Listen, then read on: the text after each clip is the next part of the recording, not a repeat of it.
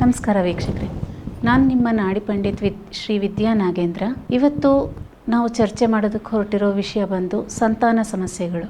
ಅಂದರೆ ಸಂತಾನ ಸಮಸ್ಯೆಗಳಿಗೆ ಕಾರಣಗಳೇನು, ಅದಕ್ಕೆ ಪರಿಹಾರಗಳೇನು ಅನ್ನೋದ್ರ ಬಗ್ಗೆ ಇವತ್ತು ನಾವು ಚರ್ಚೆ ಮಾಡೋಣ.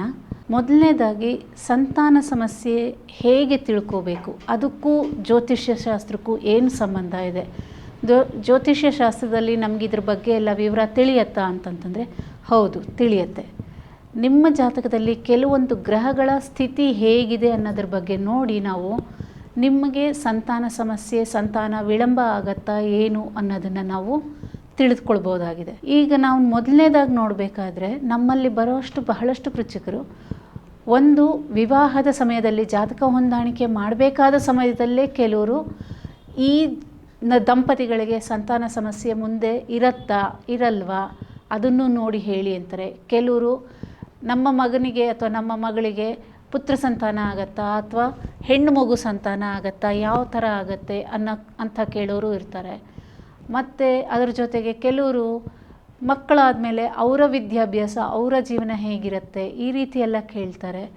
ಅಕಸ್ಮಾತು ಕೆಲವ್ರದ್ದು ಹೇಗಿರುತ್ತೆ ಅಂತಂತಂದರೆ ಸಂತಾನ ಸಮಸ್ಯೆ ಆಯಿತು ಅಂತಂದರೆ ಅದಕ್ಕೆ ಕಾರಣ, ಅದಕ್ಕೆ ಯಾರಲ್ಲಿ ಕಾರಣ ಇರುತ್ತೆ, ಹೆಂಡತಿಯಲ್ಲ ಗಂಡನಲ್ಲ, ಅದಕ್ಕೆ ಪರಿಹಾರ ಏನು, ಈ ರೀತಿಯಾಗಿ ಪ್ರಶ್ನೆಗಳು ಇಟ್ಕೊಂಡು ನಮ್ಮ ಹತ್ರ ಬರ್ತಾರೆ. ಸೊ ನಾವು ತಿಳ್ಕೊಬೇಕಾಗಿರೋದೇನು ಅಂತಂತಂದರೆ ಮೊದಲನೇದಾಗಿ ಜಾತಕ ಹೊಂದಾಣಿಕೆ ಮಾಡಬೇಕಾದ್ರೆ, ಮದುವೆ ಸಮಯದಲ್ಲೇ ಜಾತಕ ಹೊಂದಾಣಿಕೆ ಮಾಡಬೇಕಾದ್ರೆ ಆ ವಧು ಅಥವಾ ವರ ಇಬ್ಬರ ಜಾತಕದಲ್ಲಿ ಏನು ಸಮಸ್ಯೆ ಇದೆ, ಸಂತಾನ ಸಮಸ್ಯೆ ಆಗೋವಂಥ ಒಂದು ಗ್ರಹ ಸಂಯೋಗಗಳೇನಾನ ಇದೆಯಾ ಅಂತ ನಾವು ಮೊದಲೇ ನೋಡಬೇಕಾಗತ್ತೆ. ಅದಿಲ್ಲ ಅಂತಂತಂದರೆ ಕೆಲವರು ಮದುವೆ ಆಗಿ 2-3 ವರ್ಷ ಆದಮೇಲೆ ಬರ್ತಾರೆ, ನಮಗೆ ಮಕ್ಕಳಾಗ್ತಾ ಇಲ್ಲ, ವಿಳಂಬ ಆಗ್ತಾಯಿದೆ, ಸಂತಾನ ಸಮಸ್ಯೆ ಆಗ್ತಾಯಿದೆ ಅಂತಾರೆ. ಆವಾಗ ಕಾರಣ ಏನು ಅಂತ ನೋಡಬೇಕಾಗತ್ತೆ. ಇದರಲ್ಲಿ ಬಹಳಷ್ಟು ಕಾರಣಗಳಿರುತ್ತೆ. ಕೆಲವೊಮ್ಮೆ ಒಂದು ಹೆಣ್ಣಿನ ಮಾನಸಿಕ ಸ್ಥಿತಿನೂ ಕಾರಣ ಆಗಿರುತ್ತೆ, ಅಥವಾ ಅವರಲ್ಲಿರೋವಂಥ ಅವರು ಬೆಳೆದು ಬಂದಿರೋ ಅಂಥ ಜೀವನ ಶೈಲಿ ಕೂಡ ಸಮಸ್ಯೆ ಆಗಿರುತ್ತೆ. ಇದೆಲ್ಲದಕ್ಕೂ ಹೇಗೆ ಪರಿಹಾರ ಅನ್ನೋದನ್ನು ನಾವು ಜ್ಯೋತಿಷ್ಯದಲ್ಲಿ ತಿಳ್ಕೊಬೋದಾಗಿದೆ. ಮತ್ತು ಈ ಮೇಲೆ ನಾವು ಹೇಳ್ತಾ ಇರೋವಂಥ ಈ ಎಲ್ಲ ಸಮಸ್ಯೆಗಳಿಗೆ ನಮ್ಮ ಗ್ರಹಗಳ ಸ್ಥಾನ ಎಲ್ಲಿ ಇದೆ, ಅದಕ್ಕೆ ಪರಿಹಾರ ಇದೆಯಾ ಇಲ್ವಾ ಅನ್ನೋದು ಸಹ ನಾವು ಜ್ಯೋತಿಷ್ಯ ಶಾಸ್ತ್ರದಲ್ಲಿ ತಿಳ್ಕೊಬೋದಾಗಿದೆ.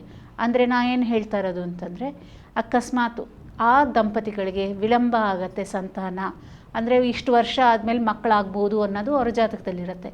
ಕೆಲವೊಬ್ಬರಿಗೆ ಜಾತಕದಲ್ಲಿ ಸಂತಾನ ಭಾಗ್ಯನೇ ಇಲ್ಲ ಅನ್ನೋ ರೀತಿ ಇರುತ್ತೆ. ಇದನ್ನೆಲ್ಲ ನಾವು ಅವರ ಜಾತಕ ವಿಶ್ಲೇಷಣೆ ಮಾಡಿದಾಗ ಅದರ ಪ್ರಕಾರ ನಾವು ನೋಡ್ಬೋದಾಗಿರುತ್ತೆ. ಇನ್ನೂ ನಿಮಗೆ ಹೆಚ್ಚಿನ ಮಾಹಿತಿಗಳು ಇದರ ಬಗ್ಗೆ ತಿಳ್ಕೊಬೇಕು ಅಂತಿದ್ದಲ್ಲಿ ಈ ಕೆಳಗೆ ಕೊಟ್ಟಿರೋವಂಥ ಫೋನ್ ನಂಬರ್ ಇರ್ಬೋದು, ವೆಬ್ಸೈಟ್ ಇರ್ಬೋದು, ಅಲ್ಲಿ ಸಂಪರ್ಕಿಸಿ ನಿಮ್ಮ ಸಮಸ್ಯೆಗಳಿಗೆ ಪರಿಹಾರ ಕಂಡುಕೊಳ್ಳಿ. ಧನ್ಯವಾದಗಳು.